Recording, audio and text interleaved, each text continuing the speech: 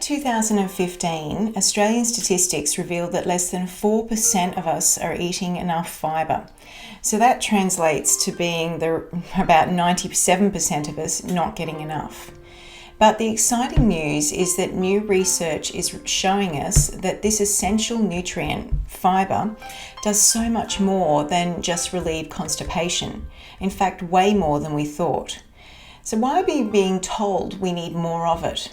Well, that's what I'll be filling you in today's video. So stay tuned.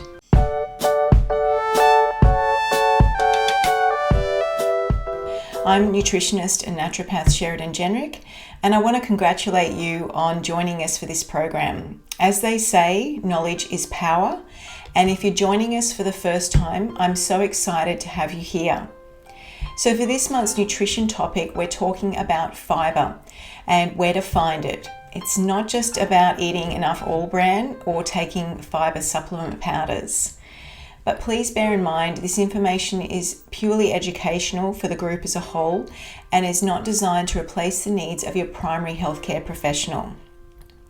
Now, by far and away, the most influential lifestyle choice as it relates to our overall health and control that we have in our lives are around our food choices. But let's recap again on the other important factors like attitude, mobility, and environment, including toxins and stress. So on with our discussion for fibre. Well, we've all heard of fibre at some point in our life, and most of us don't actually realise that it's a type of carbohydrate that our bodies don't have the enzymes to break down into the sugar molecules. Basically, it's indigestible. Now, fibre protects us from all sorts of inflammation, lowering the risk for heart disease, diabetes, all types of cancers, and all autoimmune conditions, including rheumatoid arthritis. Fibre is also the favourite food for our good gut bacteria. These are the tiny microbes that feed on the fibre and that we can't digest. And these bacteria extract its energy and the nutrients to give our cells the energy and substance that it needs. So it's pretty important for our body. When we don't get enough fibre, we're actually starving our good bacteria. And so the belly bugs, the good ones, they either die, or some of them end up eating the mucus layer lining in our gut. Now, this contributes to something called leaky gut. You may have heard of it. If you haven't, I'm sure you can look into it more later. That's not good though. So eating enough fibre helps to rebalance our bacteria and increasing the good bacteria, decreasing the bad. Eating enough fibre also helps you to live a longer, more enjoyable lifestyle. And numerous studies have shown that those who eat enough high fibre in their diet have less chronic diseases and disability, and they had good functional mental health. Now, it's recommended that we eat at least 25 to 30 grams of fibre each day. And along with getting enough fibre in our diet and drinking enough clean water, fibre is also responsible for quickly moving food through our digestive tract. And this helps it work smoothly and, function properly. But when increasing dietary fibre in the diet, it's essential to start slowly. Make sure you drink plenty of clean water every day and increase the amount of fibre that you have gradually, especially if you're not used to much of it. Remember, those bacteria might start giving off some symptoms, and you don't want to get blocked up either. But where do we find fibre naturally? And why do I say it's not just good enough to take a supplement powder every day to stay regular? Well, you might like to know that there are 3 types of fibre, and we need all of them. It's part of the cellular wall of these 3 types found in some fruits and vegetables and some grains. They are soluble, insoluble, and a relatively recent discovery called resistant starch. Now, the first type, soluble fibre, forms a gel, and it helps to lower cholesterol and slow digestion down, making you feel full as well after a meal. The second type of fibre is insoluble fibre, and that's the one that helps keep us regular and remedies constipation. This is the one you find in those fibre supplement powders that you know of, but it's only one type.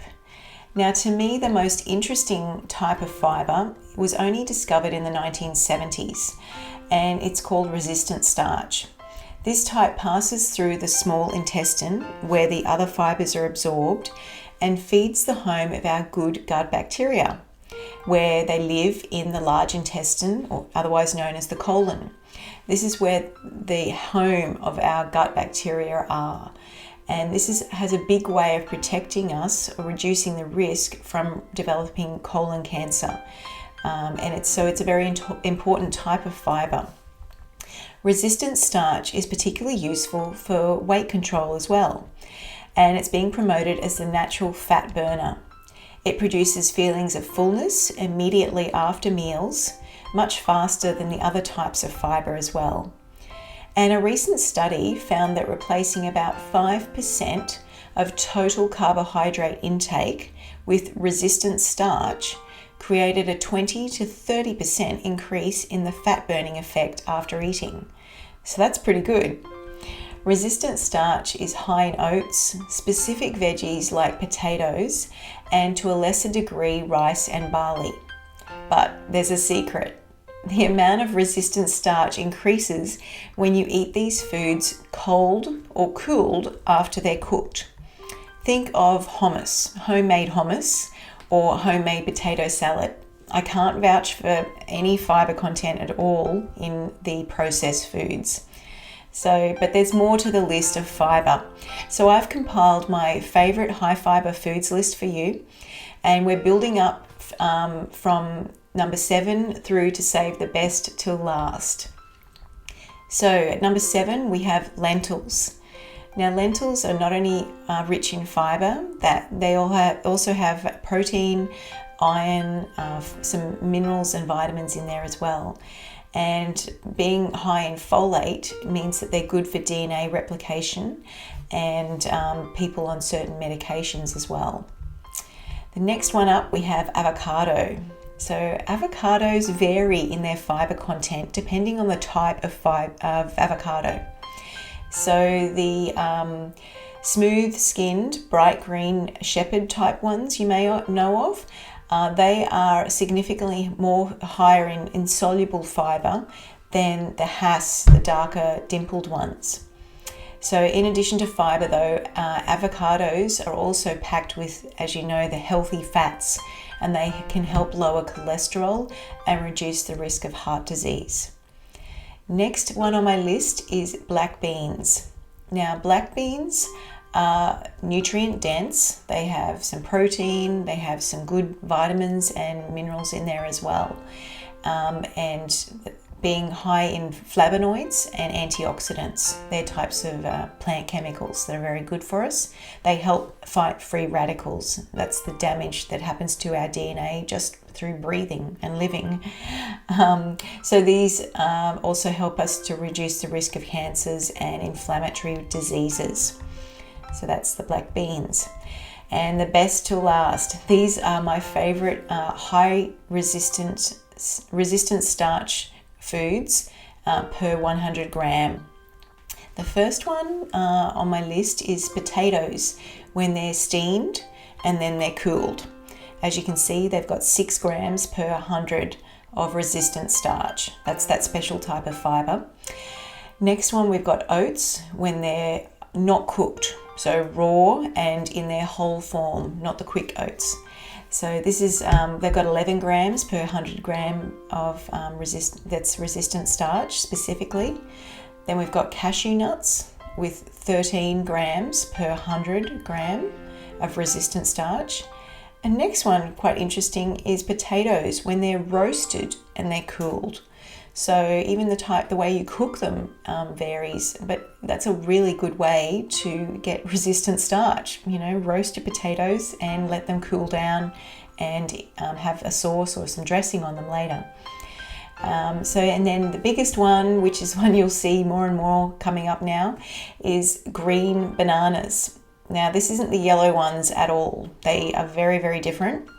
And so you can't just substitute the green bananas for the yellow ones and think it's okay, especially if you have blood sugar regulation problems.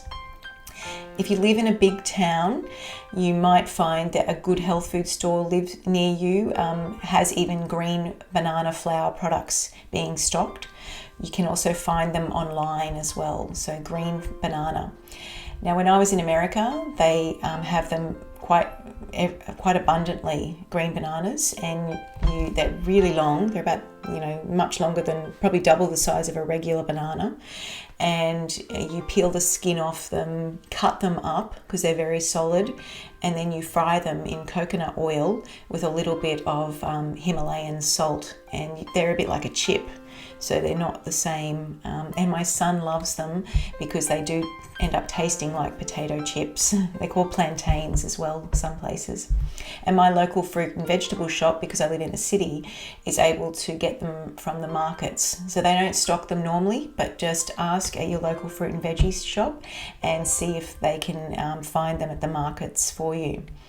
And they're pretty good. So I hope that this information has been useful for you today.